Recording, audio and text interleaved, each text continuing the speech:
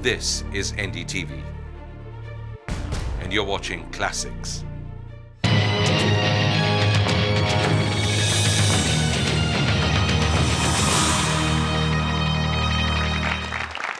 Hello and welcome to Bangalore and to Fight Night.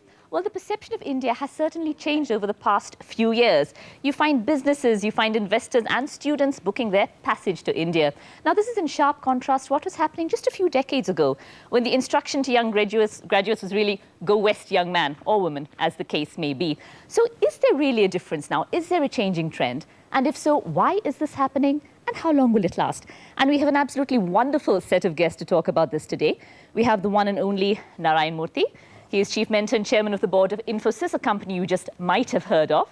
We have Dr. David Scotton. He is President of Cornell University. And you are a cardiologist, a computer science, and a jazz musician. I hope I've not left anything out there. You left one important thing out. I'm here today as a student of Mr. Murthy. A student of Mr. Murthy, okay.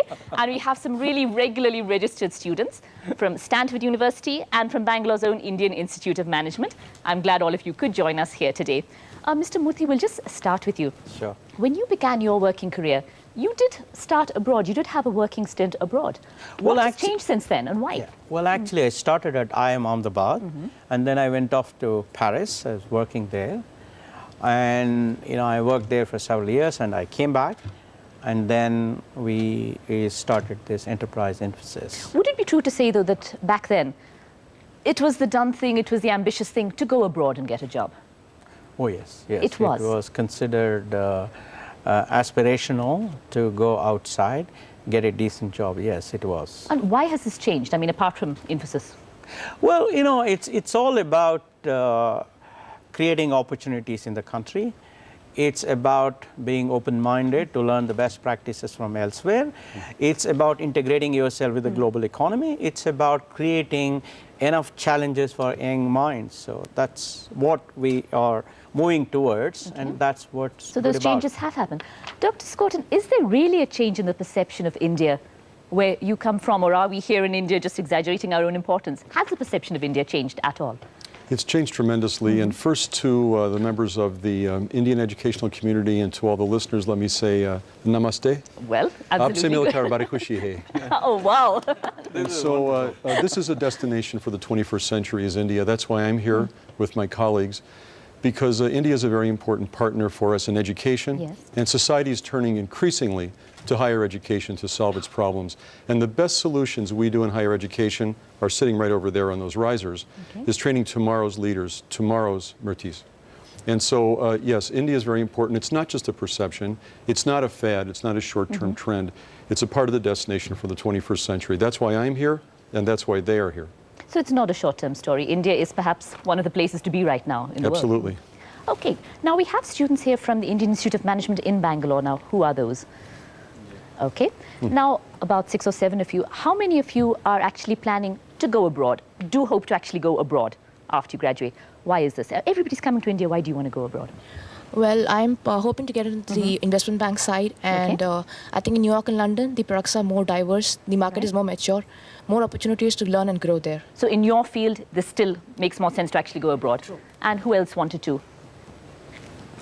I have a slightly different take on that. About 3 months I spent in Europe, where I did an exchange program, and I had a chance to interact with people from all over the world. And I think that is something you get when you step out of India. Right, the kind of interaction, the kind of networks that you build are something amazing that you can bring back over here and use. So that's what I plan to do. A wider exposure. Yep. Okay. And some of the students, however, from IMB do want to stay right here. Who is that? Why do you feel India is the story? I'm pretty excited about India's growth right now, and I want to be part of it as an entrepreneur in the coming 3-4 years. So I think as an entrepreneur, this is a place to be in the next 3-4 years. This is the place to be. Now, we have a lot of students here from Stanford University. You're all here in India. You're on a study tour right now. But why did you feel India was the place? What made you feel that India was a good destination? To the point that some of these students made about coming abroad and learning from others, coming to India also made a lot of sense for us. It's where we hear the growth is coming from. We're seeing a lot of jobs, a lot of interaction and collaboration between the two countries. So we felt China, India, lots of growth, lots of prosperity. Let's come see it firsthand. What about you? What made you feel that India was a good place? Well, I will say, why not? I mean, India is like, is set to become one of the leaders of the next century, and we must know about it. Okay. Now, all of the students who have come here, you must have had some interesting experiences here. There must have been some myths that were busted and some new myths that perhaps that were created. In terms of the positive, let's start with the positives. What impressed you positively about India, your trip here? Something you may not have expected, any positive feedback that you got from here, which you did not really expect? Well, I was overwhelmed by the energy and the entrepreneurship that we have seen. I mean, we've been hearing about this, but to see the energy in the streets, I mean, I think for all of us, the traffic is quite a new experience, but I think it is just a symptom of how much energy. There are so many people that are so excited about the growth, and that was a wonderful surprise. The energy, anything else which is positive about the country, which has kind of impressed you in terms of, wow, this is something interesting in India? I thought the social commitment by a number of the companies that we visited was also amazing. A number of the organizations had foundations that were working on infrastructure and health and development in the rural area, and that was definitely exciting for us to see. Any positives? I was pleasantly surprised by the rollout of infrastructure in areas such as transport and telecommunications to rural parts of the country.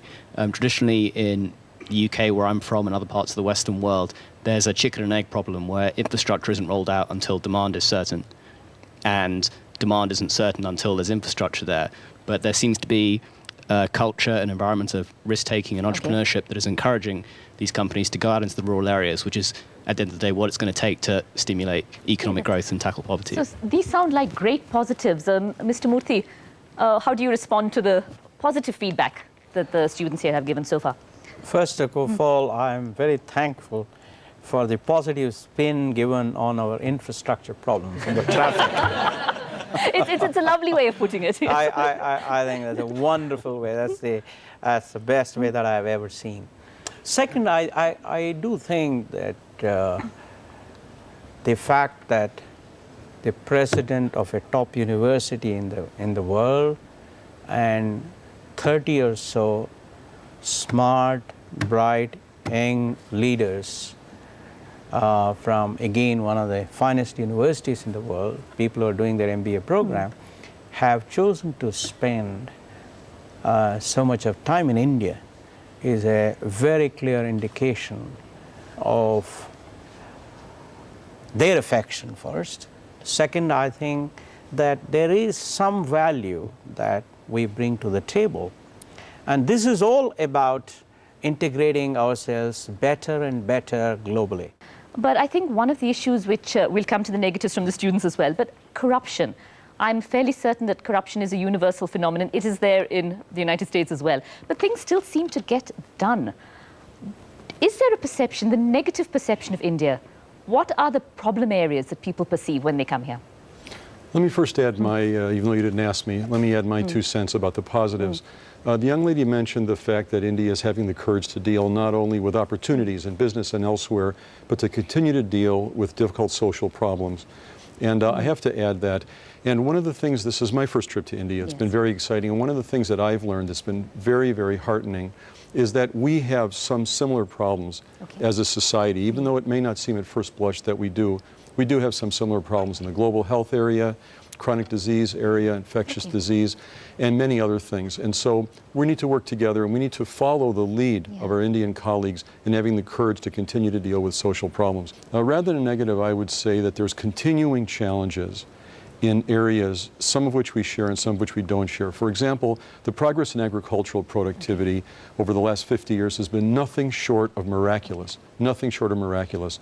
And yet now it's necessary to probably push even harder on agricultural productivity, in part because of the absolutely astounding continuing demands on food because of the number of people in India.